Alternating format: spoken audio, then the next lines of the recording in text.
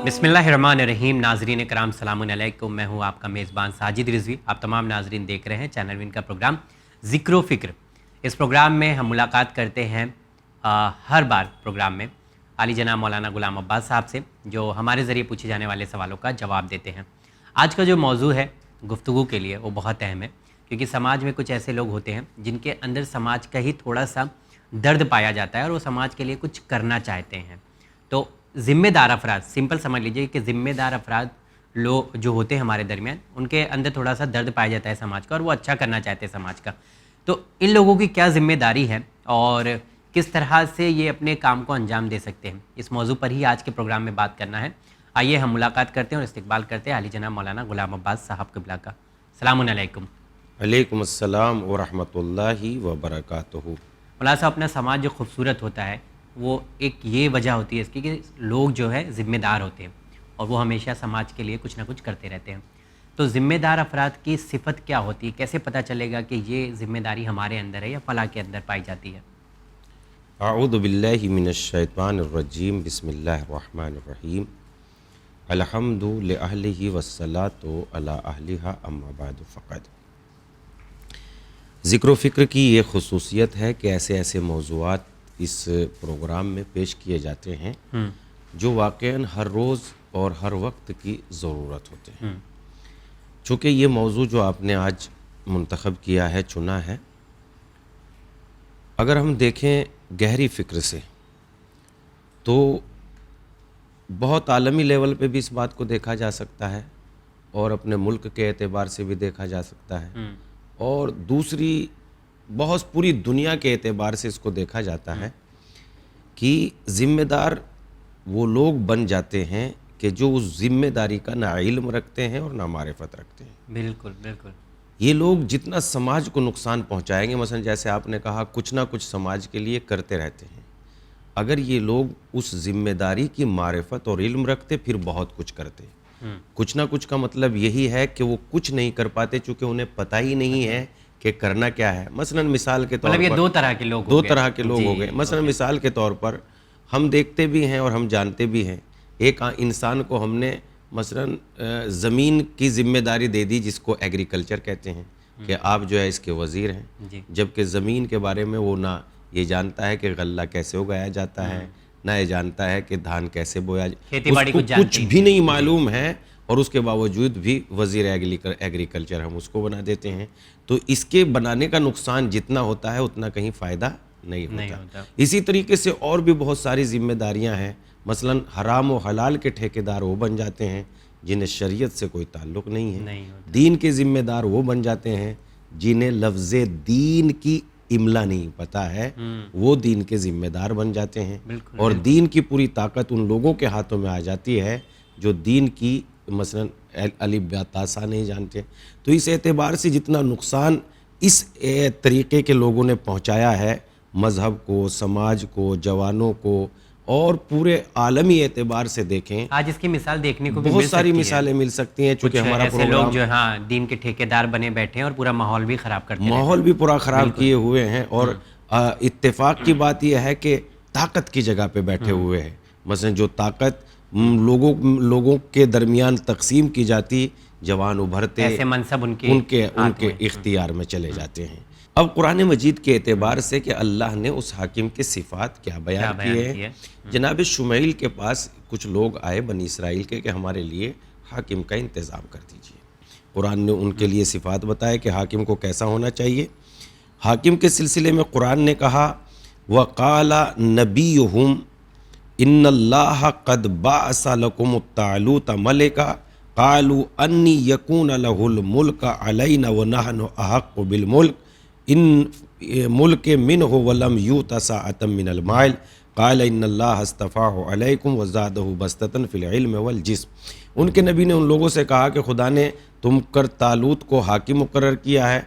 तो उन्होंने कहा ये क्यों कर मुमकिन है कि वो हमारे ऊपर हुकूमत करे, जबकि हम तो उससे ज़्यादा सलाहियत के हामिल हैं और उनके पास तो ज़्यादा मालो सरवत भी नहीं है, दौलतमंद भी नहीं है। फिर उनके नबी ने कहा खुदा ने तो उनको तुम पर इल्म और जिस्म के लिहाज से फ़ौक़ियत अता की है, यानी वो तुमसे ज़्यादा आलिम है और तुमसे ज़्यादा قوی ہیں، تو اس اعتبار سے اللہ نے انہیں تم پر حاکم معین کیا ہے. پہلی صفت تو ہوگی. دوسری صفت یہ ہو کہ وہ امین و حفیظ ہو، یعنی یہ ذمہ داری جو اس کے پاس امانت ہے اس امانت کی حفاظت کرنا جانتا ہو. جیسا کہ قرآن مجید نے حضرت یوسف علیہ السلام ایک ذمہ دار تھے تو ان کی صفت بیان کرتے ہوئے کہا کہ جناب یوسف علیہ السلام نے کہا اجعلنی علی الخزائن الارض انی حفیظ علیم، مجھے زمین کے خزانوں کا مالک بنا دیجئے، اس لیے کہ میں ایک امانت دار بھی ہوں اور ایک بہترین محافظ بھی ہوں، حفاظت کرنے والا بھی ہوں.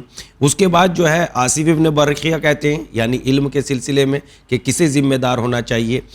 قال الذی عنده علم من الکتاب انا آتیک بہی قبل ان یرتد الیک طرفک، یعنی اسے ذمہ دار ہونا چاہیے. جناب آصف ابن برقیہ کو جناب سلیمان نبی خدا کا وزیر اسی وقت بنایا گیا جب انہوں نے کہا جن کے پاس تھوڑا سا کتاب کا علم تھا کہ میں تخت بلقیس کو تمہارا پلک جھپکنے سے پہلے حاضر کر دوں گا.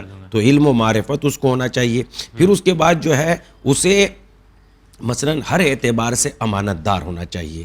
جیسا کہ جناب شعیب کی لڑکیوں نے اپنے باپ سے کہا جب جناب موسیٰ علیہ السلام کو وہ اپنے یہاں کام پر نوکری پر رکھنا چاہتے تھے تو جناب شعیب کی لڑکیوں نے کہا کہ بابا جان آپ ان کو کام دے دیجئے، یہ بہترین امین بھی ہے اور بہترین طاقتور بھی ہے. جیسا کہ قرآن کہتا ہے ان خیر من استاجرت القوی الامین، یہ ان لوگوں میں سے ہے جن کو آپ نوکری پر رکھنا چاہتے ہیں یہ طاقتور بھی ہے اور بھروسے مند بھی ہے. تو جسے ذمہ دار بنایا جا رہا ہے یا جو ذمہ دار بن رہا ہے وہ بھروسے مند ہونا چاہیے. کہیں ایسا نہ ہو سماج کی امانتوں کو اپنے گھر کی ملکیت تسلیم کر لے اور سماج کے لوگوں پر جن کا واقعاً حق ہے ان کو اپنے گھر کے کام وغیرہ کے لیے استعمال کرے. ایسا ہی کچھ معاملہ دیکھنے کو بھی ملتا ہے. تو اس طرح کے لوگوں سے ہمیں ہوشیار بھی رہنا چاہیے. لیکن ایک چیز ہے کہ اگر کسی کے کوئی ذمہ داری لے لیتا ہے سماج کی تو اس میں ایک اور چیز آ جاتی ہے کہ اب لوگ سمجھتے ہیں کہ سوسائٹی کا جو بوجھ ہے سارا اسی کے کاندھے پر ہے. تو ایسے لوگوں کی جو ہے ذمہ داری کیا بتائی گئی ہے جو ذمہ دار افراد ہیں؟ ذمہ دار لوگوں کی ذمہ داریاں، یعنی آپ کا سوال یہ ہے کہ جو ذمہ دار لوگ ہیں جنہیں عہدے دار بنایا گیا ہے ان کی ذمہ داری کیا ہے؟ کیونکہ ہماری نظر میں بہت ساری ذمہ داری جو عوام ہوتی ہے نا ان کو ایسا لگتا ہے کہ سارا کام بس اب یہی کرنے والے ہیں. ہم آپ کی خدمت میں قرآن مجید کی 2-3 آیتیں پیش کر دیتے ہیں جس سے آپ کو اندازہ ہو جائے گا کہ ذمہ دار لوگوں کی ذمہ داریاں کیا ہیں. بالکل. سب سے پہلے تو جو ذمہ دار ہے جو مسجد کی کرسی پہ بیٹھا ہے، کسی ادارے کی کرسی پہ بیٹھا ہے، کسی سماج کا ذمہ دار ہے، اسے سب سے پہلے تو دشمن سے ہوشیار اور چوکنا رہنا چاہیے. اسے دشمن شناسی آنی چاہیے، ظاہر اور باطن دونوں. اسے دشمن کو پہچاننے کی طاقت ہونی چاہیے. کہیں ایسا نہ ہو کہ جو دشمن ہے وہ اسی کو دوست سمجھ بیٹھے اور کہیں دوست کو دشمن نہ سمجھ بیٹھے. یہ غلطی اتنی بڑی ہوگی جو بہت ہی بڑی خطا ہوگی. قرآن اس سلسلے میں کہتا ہے دشمن کے مقابلے میں چوکنا رہنا. اس سلسلے میں قرآن کہتا ہے وَأَعِدُّوا لَهُم مَّا اسْتَطَعْتُم مِّن قُوَّةٍ مِّن رِّبَاطِ الْخَيْلِ، دشمن سے مقابلے کے لیے ساری امکانی قوت اور گھوڑوں کی صف بندی کا انتظام کرو. یعنی ایسا نہ رہے کہ غفلت میں ارے ہم تو بہت طاقتور ہیں، بلکہ آپ اپنی طاقت کو جمع کر کے رکھو اور دشمن کی آپ کو شناخت ہونی چاہیے. بالکل. پھر اس کے بعد ذمہ دار لوگوں کی دوسری ذمہ داری یہ ہے کہ وہ حکم میں عدالت و انصاف کا مظاہرہ کریں. یعنی ایسا نہ ہو کہ ایک انسان جو ہے تھوڑا میرا رشتے میں کوئی ذمہ دار آدمی ہوں، رشتے داروں کے سلسلے میں میرا دل بڑا وسیع ہے، بڑا کشادہ ہے، لیکن جن سے میرا کوئی تعلق نہیں ہے ان سے جو ہے میرا دل جو ہے بہت چھوڑا، کیا آج چلے آتے ہو، یہ ہے وہ ہے. بلکہ اس کو ہر اعتبار سے حکم عدالت پر، انصاف پر عمل کرنا چاہیے. کہیں ایسا نہ ہو، یہ تو بہت مشکل والی چیز بہت مشکل، مگر ذمہ دار لوگوں کی ذمہ داری قرآن میں یہی بتائی گئی ہے. کہیں ایسا نہ ہو کہ ایک مثلا مثال کے طور پر ایک انسان کام کر رہا ہے، کسی جگہ پر نوکری کر رہا ہے، جب وہ دوسرا غیر انسان کام کر رہا ہے تو اس کے لیے 10,000 بھی مشکل ہے، اور جب میرا اپنا خود انسان آ جاتا ہے چونکہ عہدہ میرے ہاتھ میں ہے تو میں 15,000 بھی کر دیتا ہوں، 25,000 بھی کر دیتا ہوں. اس انسان کو یہ کبھی ذمہ دار نہیں ہو سکتا، بلکہ یہ اس عہدے کے لیے ایک زنگ ہے، ایک وزن ہے، ایک بوجھ ہے. اب اسلام اس سلسلے میں کہتا ہے کہ حکم میں عدالت ہو. ذمہ دار لوگوں کی ذمہ داریاں یہ ہے کہ وہ عدل و انصاف سے کام لے. وَإِذَا حَكَمْتُمْ بَيْنَ النَّاسِ أَن تَحْكَمُوا بِالْعَدْلِ, جب لوگوں کے درمیان فیصلہ کرو تو عدل و انصاف کے ساتھ فیصلہ کرو. ایسا نہ ہو کہ قرابت داروں میں تو خوب مال دولت بانٹ رہے ہو اور جن کا واقعاً حق ہے ان کو محروم کر رہے ہو. ایسا نہ ہونا چاہیے. پھر اس کے بعد قرآن مجید میں اگلی بات کہتا ہے کمزور لوگوں کی حمایت, یعنی ایسا نہ ہو کہ تمہاری نگاہ میں جو مالدار ہے وہی لائق سلام ہے, انہی کو جھک جھک کے سلام کر رہے ہیں. جو کمزور ہے ان کا خیال ہمیشہ رکھنا چاہیے. اس سلسلے میں قرآن کہتا ہے ما لکم لا تقاتلون فی سبیل اللہ والمستضعفین من الرجال والنساء والولدان, آخر تم لوگوں کو کیا ہو گیا ہے کہ ان لوگوں کے بارے میں کوشش نہیں کرتے ہیں جو کمزور ہو گئے ہیں. مزدوروں, کمزوروں, عورتوں, بچوں, یتیموں کے بارے میں کوشش نہیں کرتے. آخر تمہیں ہو کیا گیا ہے؟ یہ کیسی ذمہ داری ہے؟ یہ کیسا عہدہ ہے؟ یہ کیسا ذمہ دار ہے؟ ذمہ دار کو ہونا چاہیے کہ وہ کمزور لوگوں کا خیال رکھے. یہ جو باتیں ابھی قبلہ بیان فرما رہے تھے قرآن مجید کی روشنی میں, حقیقت میں اگر آپ مشاہدہ کریں گے تو آپ کو یہ ساری اس طرح کے حالات آس پاس دیکھنے کو مل جائیں گے, اور اس کا بالکل ہم لوگوں کو خیال رکھنا ہے. اچھا, ابھی ذمہ داری کی بات ہو رہی ہے تو ایسا لگ رہا ہے ذمہ دار وہ لوگ جو رہبر ہوتے ہیں. میں یہ جاننا چاہتا ہوں کہ ذمہ دار وہ لوگ جو گھر بھی چلاتے ہیں یا گھر کے لوگ ہوں جن کے ہاتھ, جو گھر کے بڑے بزرگ ہوں یا اس طرح کے لوگ بھی ذمہ داری کہلائیں, یقینی صورت اس کا میں حصہ ہیں. ان کے ایسا نہیں ہے کہ جو پوری معاشرہ اور حکومت چلا رہے ہیں وہی ذمہ دار ہیں. تم میں سے ہر انسان جواب دہ ہے اور ہر انسان ذمہ دار ہے. ہر انسان تم میں سے ذمہ دار ہے, چاہے وہ کوئی بھی ہو. ہر انسان تم میں سے ذمہ دار ہے اور ہر انسان تم میں سے جواب دہ ہے. یعنی مثلا مثال کے طور پر میرے پاس ایک چھوٹا سا گھر ہے, یہ بچے اللہ کی امانت ہے. کہیں ایسا نہ ہو میں اپنے اخلاق, کردار اور اپنی سہل انگاری سے ان بچوں کو خراب کر دوں اور اس میں ایسی اخلاق اور صفتیں پیدا کر دوں کہ جو خود میرے گھر کو بھی نقصان پہنچائے اور سماج اور معاشرے کو بھی نقصان پہنچائے. بالکل بالکل. تو ہمیں بہت بچ کر زندگی گزارنا ہے. قبلہ وقت نہیں ہے, بہت کم وقت ہے. میں چاہتا ہوں کہ جاتے جاتے صرف اتنا بتا دیں کہ ایک ذمہ دار انسان کا کردار کیسا ہونا چاہیے, کیریکٹر کیا ہونا چاہیے اس کا. چونکہ آپ نے خود ہی اقرار کر لیا ہے کہ وقت کم ہے تو ایک دو حدیث ہم آپ کی خدمت میں پیش کر دیتے ہیں کہ ذمہ دار کا کیریکٹر کیا ہونا چاہیے. سب سے بڑی چیز تو یہ ہے کہ اس میں قوت برداشت ہونی چاہیے. جو ذمہ دار ہوگا یقیناً جو اس کے دستے نگر ہوں گے وہ اس کو برا بھلا ضرور کہیں گے, بے ایمان ضرور کہیں گے, اور اس کو جو ہے اپشبد بھی ضرور کہیں گے, برا بھلا ضرور کہیں گے. تو اس سلسلے میں اس کے سینے میں کشاد یعنی قوت برداشت, حلم جس کو کہتے ہیں وہ بہت ہونا چاہیے.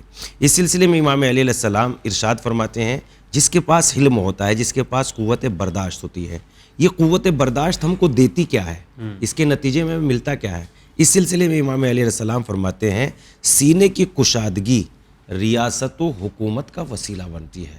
یعنی آج اب تھوڑے سے ذمہ دار ہو, اگر اس چھوٹے سے ادارے یا چھوٹی سی جگہ یا چھوٹے سے منصب کو ذمہ داری کے ساتھ قوت برداشت کے ساتھ نبھا کے لے جاؤ گے تو یہ اتنا بڑا پیش خیمہ بنے گی, وسیلہ بنے گی کہ آپ کو حکومت یعنی ریاست و حکومت بھی دلا سکتی ہے. لیکن آپ پہلی مرتبہ میں آپ بکھر گئے, آپ ایک ذمہ دار انسان تھے, کسی انسان نے مثلا آپ کی توہین کر دی, آپ بکھر گئے اور آپ پھوٹ گئے, تو آپ نے جو بکھر جو گئے ہیں تو اس پہ اس کی صحت پہ کوئی حرف نہیں آئے گا, اس لیے تو وہ چاہتا ہی تھا.